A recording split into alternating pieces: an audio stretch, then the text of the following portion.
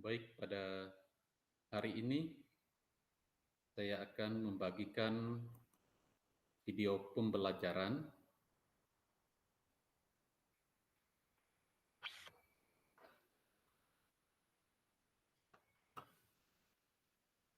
Kita akan mendalami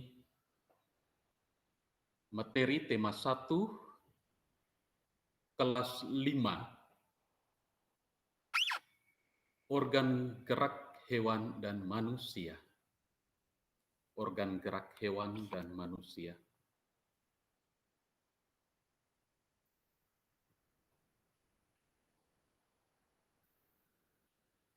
Baik, yang pertama kita mendalami dengan subtema 1, organ gerak hewan.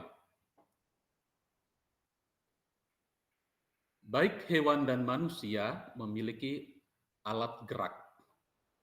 Alat gerak itu dibagi atas dua macam, alat gerak aktif dan alat gerak pasif. Alat gerak aktif itu disebut dengan otot, sedangkan alat gerak pasif itu adalah tulang. Otot disebut alat gerak aktif karena pada otot itu terdapat daging dan urat pembuluh darah yang mengalirkan darah, sehingga membuat otot itu disebut alat gerak aktif, di mana bergerak setiap saat. Sedangkan tulang disebut alat gerak pasif karena kalau tulang sendiri itu akan diam, harus ada otot yang melekat pada tulang sehingga membuat tulang bisa bergerak secara aktif. Baik, itu pada muatan IPA. Kita ke muatan bahasa Indonesia. Kita akan belajar tentang ide pokok. Ide pokok sendiri merupakan inti atau dasar permasalahan dari suatu teks dalam setiap paragraf. Ide pokok disebut juga dengan pokok pikiran atau gagasan utama. Bagaimana caranya menentukan ide pokok? Yang pertama, kita harus membaca teks dengan saksama secara keseluruhan. Kita memahami isinya dengan baik. Yang kedua, kita mencari kalimat utama dari setiap teks dari paragraf. Jadi kita mencari kalimat utama dari setiap paragraf bacaan yang disajikan. Kalimat utama itu biasanya terdapat pada kalimat awal atau juga di kalimat akhir paragraf. Dari kalimat utama yang kita temukan,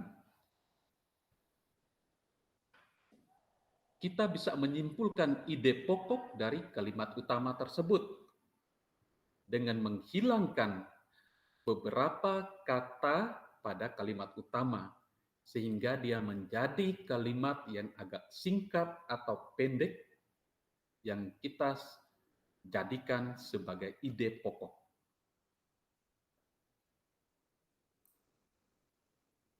Contoh, misalnya satu paragraf ini, gurita merupakan salah satu jenis hewan tidak bertulang belakang yang dikenal sebagai hewan yang cerdik dan pintar. Hal itu karena seekor gurita memiliki daya ingat yang cukup kuat. Gurita dapat memecahkan masalah yang dialaminya lebih cepat dengan cara mengingat pengalamannya ketika memecahkan masalah yang sama. Selain itu, gurita juga dikenal sebagai perenang yang cukup cepat. Gurita menggunakan gerakan pendorong jet untuk bergerak cepat dan berenang jarak jauh. Di sini kita menemukan kalimat utamanya, yaitu pada awal paragraf. Kalimat pertama paragraf menjadi kalimat utama, yaitu gurita merupakan salah satu jenis hewan yang tidak bertulang belakang yang dikenal sebagai hewan yang cerdik dan pintar. Ini kalimat utama. Untuk menentukan ide pokoknya, kalimat utama ini kita mempersingkat atau memperpendek kalimatnya. Sehingga ide pokoknya akan menjadi gurita merupakan hewan tidak bertulang belakang yang cerdik dan pintar. Nah, ini muncul ide pokoknya. Gurita merupakan hewan tidak bertulang belakang yang cerdik dan pintar. Nah, ada beberapa kata pada kalimat utama itu sudah hilang, yakni kata salah satu jenis itu hilang, dan kata yang berikutnya yang dikenal sebagai hewan, yang dikenal sebagai hewan itu juga hilang, sehingga kalimat sudah menjadi singkat atau pendek. Gurita merupakan hewan tidak bertulang belakang yang cerdik dan pintar. Baik, itu menemukan ide pokok.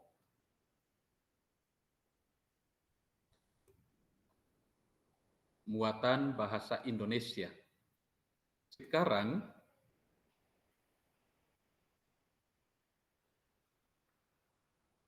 kita pada muatan SBDP. Pada SBDP kita akan belajar pada awal kelas 5 ini dengan materi gambar cerita. Gambar cerita adalah sebuah gambar atau urutan gambar yang saling berhubungan satu dengan yang lain dan membentuk sebuah cerita atau sebuah kisah.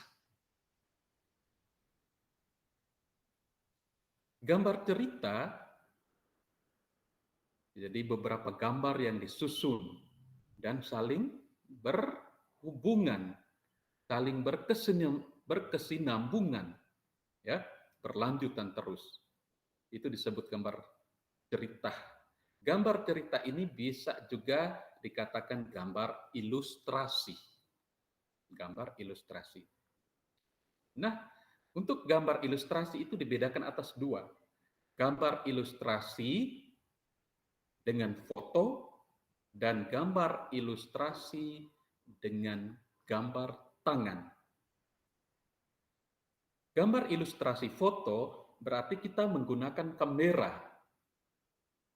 Misalnya pada tustel atau pada handphone, smartphone, kita bisa mengambil foto. Ambil foto pada benda-benda atau alam tempat di sekitar. Contoh seperti pada slide ini, gambar foto pada seekor belalang. Ya. Pada seekor belalang. Ini merupakan benar-benar kenyataan atau fakta. Jadi gambar foto itu berarti foto atau gambar yang diambil itu benar-benar fakta. Sedangkan gambar ilustrasi dengan gambar tangan berarti suatu konsep gambar yang kita menggunakan pensil atau ballpoint untuk merancang dia dengan sketsa lebih awal, lalu kita kasih tebal seperti tampak pada gambar ini. Jadi ini gambar tangan artis, bukan merupakan suatu gambar nyata atau real. Satu gambar, satu khayalan untuk gambar ilustrasi, gambar tangan. Jadi kita menggambar sendiri dengan menggunakan pensil atau ballpoint. Bisa juga lalu kita mewarnai. Baik, kita lanjutkan dengan muatan IPA. Tadi alat gerak hewan. Ya. Alat gerak otot yang disebut alat gerak aktif dan tulang yang disebut alat gerak tidak aktif ataukah pasif. Pada alat gerak pada muatan IPA ini kita akan belajar lanjutan alat gerak hewan dan fungsinya. Alat gerak hewan itu kita sesuaikan dengan aktivitas atau kegiatan hewan pada tempat hidupnya. Jadi ada yang di air dan ada juga yang di daratan. Di air seperti air sungai, air danau, atau air laut. Misalnya, ikan. Ikan, alat geraknya namanya sirip dan ekor. Sirip dan ekor. Berfungsi apa? Yaitu untuk berenang di dalam air ya. Atau bisa bergerak. Untuk bergerak di dalam air. Hewan amfibi itu merupakan hewan yang hidup di dua tempat, daratan dan air. Seperti katak atau yang kita sebut kodok, ada kepiting, ada buaya, itu hewan amfibi. Dia memiliki kaki untuk bergerak. Fungsinya bisa berjalan, melompat, dan berenang di dalam air. Yang berikut hewan jenis reptil. Itu memiliki kaki. Reptil juga seperti buaya. Buaya memiliki kaki. Untuk apa? Berjalan atau bisa berlari. Ada reptil yang ular. Ular itu menggunakan otot perutnya untuk bisa merayap. Ya, jadi ular itu tidak ada kakinya, menggunakan otot perutnya untuk merayap.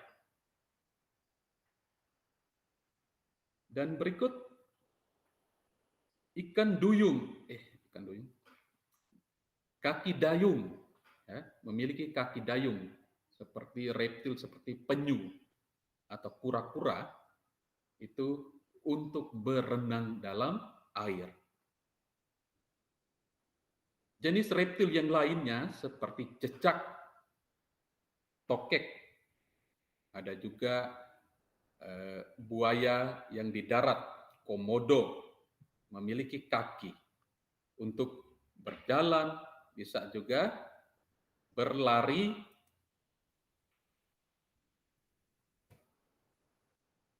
ada yang bisa memanjat di pohon.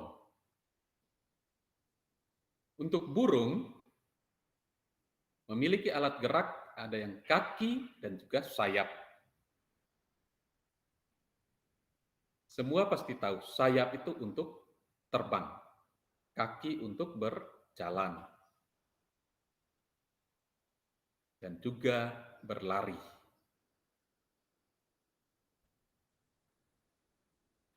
Yang berikut, jenis mamalia. Hewan mamalia itu ada yang di daratan dan ada juga di air laut. Di daratan itu Seperti di sekitar kita hewan peliharaan, kerbau, sapi, kuda, anjing, kelinci, dan lain sebagainya, itu memiliki kaki untuk berjalan dan berlari. Sedangkan pada hewan air, itu mamalia air, itu jenis ikan paus dan lumba-lumba. Ikan paus dan lumba-lumba ini memiliki sirip, bisa melompat dan berenang atau bergerak dalam air laut. Itulah alat gerak dan fungsi yang dimiliki hewan.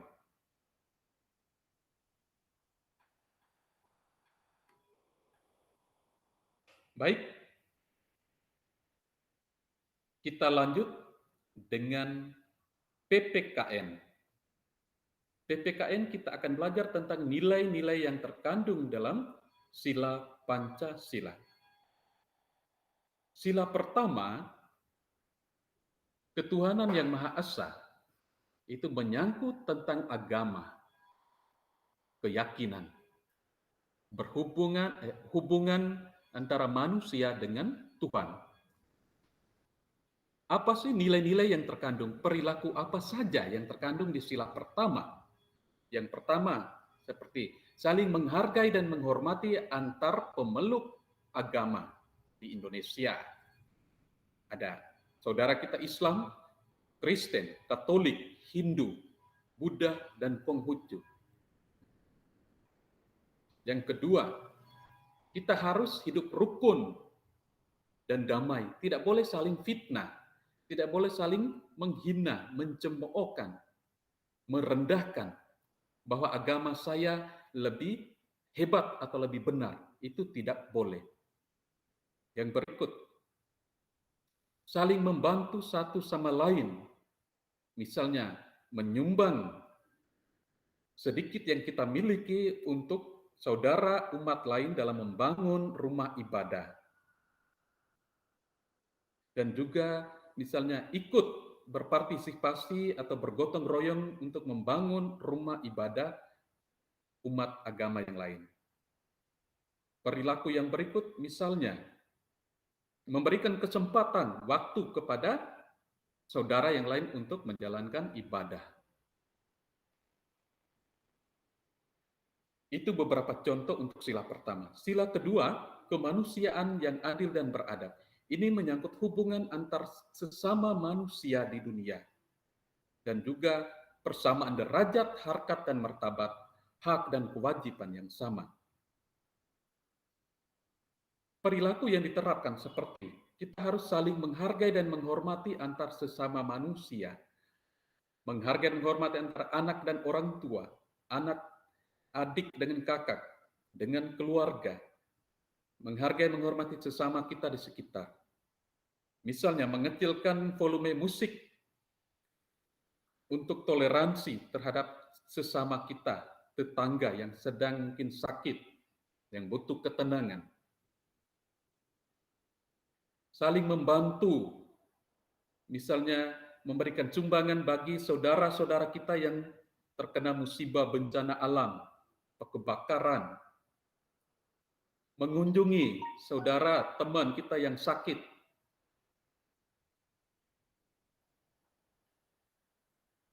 Lalu kita melaksanakan hak dan kewajiban kita membayar yuran-yuran sekolah dengan tepat waktu. Kewajiban kita di rumah, pekerjaan-pekerjaan apa saja, tugas-tugas apa saja yang kita laksanakan di lingkungan dan juga di sekolah. Itu merupakan contoh nilai sila kedua. Sila ketiga, persatuan Indonesia. Wujud cinta kita terhadap persatuan Indonesia, bangsa kita, nilai sila ketiga itu penerapannya perilaku seperti selalu menjaga keamanan dan ketertiban di lingkungan masyarakat atau di lingkungan keluarga, bangsa dan negara. Ikut turut ambil bagian membantu aparat keamanan untuk menjaga bangsa kita agar aman dan damai. Selalu mencintai bangsa dengan memakai produk-produk buatan dalam negeri, buatan bangsa kita.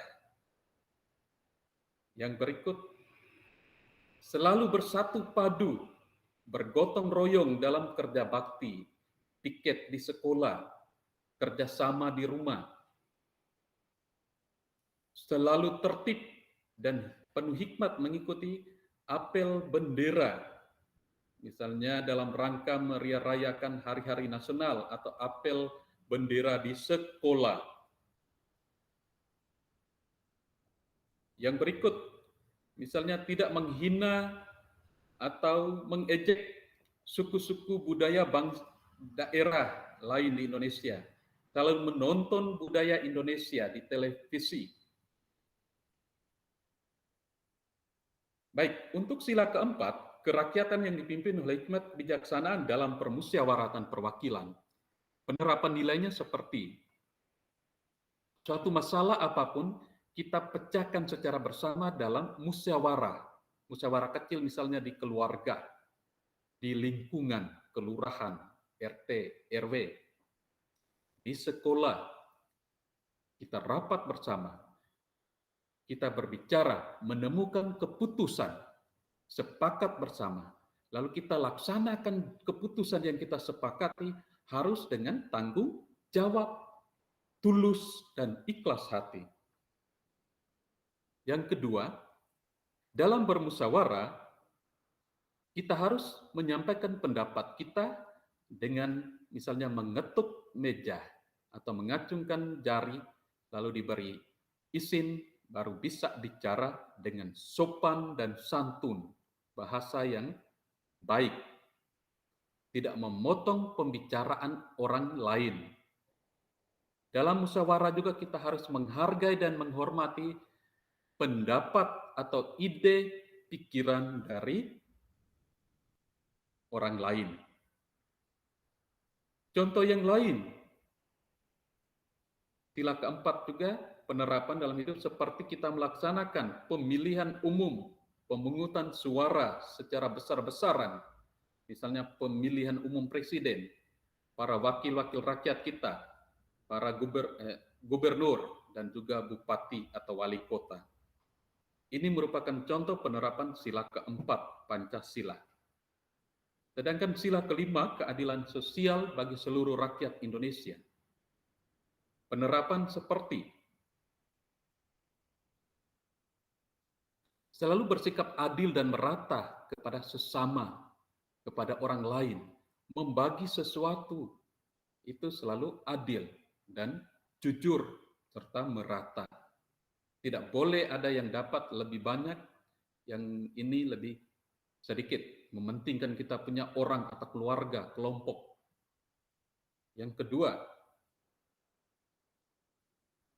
melakukan kegiatan jual beli perekonomian di kios, di pasar, di swalayan, di toko, kegiatan pengantaran barang dari perusahaan, dari pusat ke pedagang-pedagang kecil lainnya. Lalu kita membeli dan mengkonsumsinya. Itu merupakan sila kelima. Belajar yang rajin dan tekun untuk mencapai cita-cita. Bekerja yang keras untuk bisa memenuhi kebutuhan hidup dalam keluarga. Bisa makan dan minum. Itu sila kelima. Yang berikut, bantuan dari pemerintah berupa apapun, seperti ada ASKES, BPJS, kartu KIP, beasiswa, dan sebagainya. Itu dibagi merata kepada rakyat yang membutuhkan, rakyat-rakyat miskin. Pembangunan dari pemerintah atau negara juga merata. Itu merupakan penerapan sila kelima Pancasila.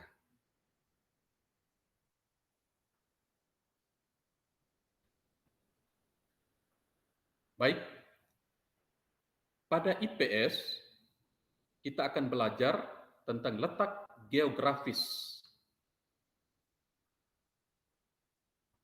Letak geografis adalah letak suatu wilayah yang dilihat dari kenyataan di permukaan bumi.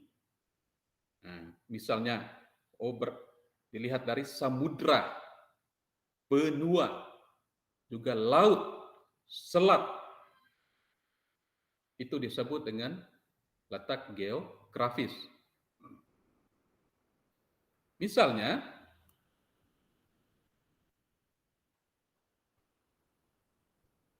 letak geografis Indonesia itu dia terletak antara dua benua dan dua samudra, yaitu benua Asia dan benua Australia dan samudra Pasifik dan samudra Hindia.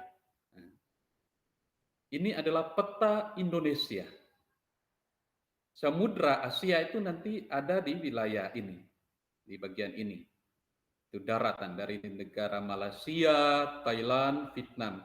Ini masuk benua Asia sampai seterusnya sampai di negara Rusia. Sedangkan benua Australia itu yang bagian sini. Sedangkan Samudra Pasifik itu arahnya bagian sini. Nanti keluar sini Samudra Pasifik. Sedangkan di sini Samudra Hindia. Baik, secara geografis bagian utara Indonesia itu berbatasan dengan negara Malaysia. Di sini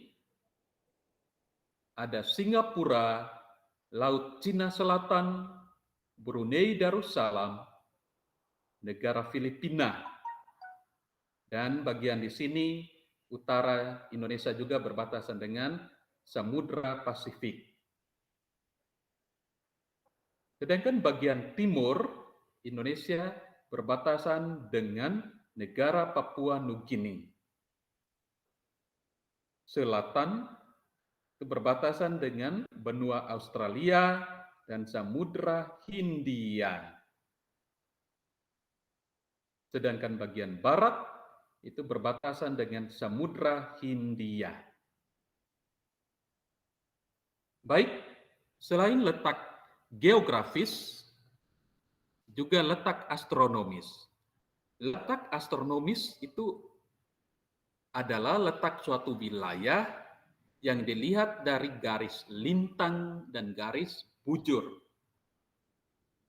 Garis lintang itu berarti garis mendatar pada permukaan bumi. Sedangkan garis bujur itu garis dari utara ke selatan. Di sini kita melihat ini garis lintang kalau pada peta ini. Nah, ini garis lintang, satu lagi di bawah. Dan garis bujur itu yang dari utara ke selatan. Ini satu lagi. Untuk Indonesia, itu terletak pada garis lintang 6 derajat lintang utara sampai 11 derajat lintang selatan. Dan 95 derajat bujur timur sampai 141 derajat bujur timur. 6 derajat berarti Indonesia pas di Sulawesi bagian utara ini ada Pulau Miangas. Nah, jadi arahnya ini ke sana. Nah, itu 6 derajat. Di sini garis lintang ini adalah 0 derajat atau yang kita sebut garis khatulistiwa. Jadi dari 0 ke utara ini sekitar 6 derajat itu menjadi batas astronomi Indonesia. Lalu di bagian arah selatan di sini 11 derajat ya, lintang selatan. Pas di sini, ujung di bawah Pulau Rote.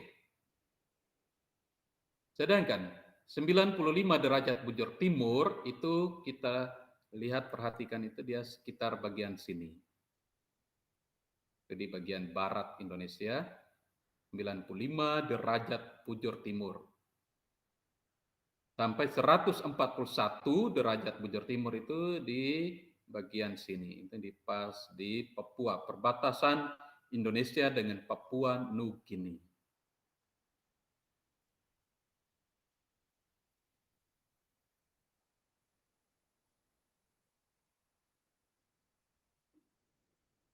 Baik, pada bahasa Indonesia, selain kalimat utama tadi, di dalam satu paragraf itu ada juga kalimat penjelas. Jadi kalimat utama itu seperti tadi pada awal atau kalimat pertama, maka kalimat selanjutnya itu sudah penjelas. Kalimat utama itu sebagai kalimat umum, dan selanjutnya menjadi kalimat penjelas. Ya. Ini kita perhatikan. Serangga menggunakan 6 kakinya untuk bergerak.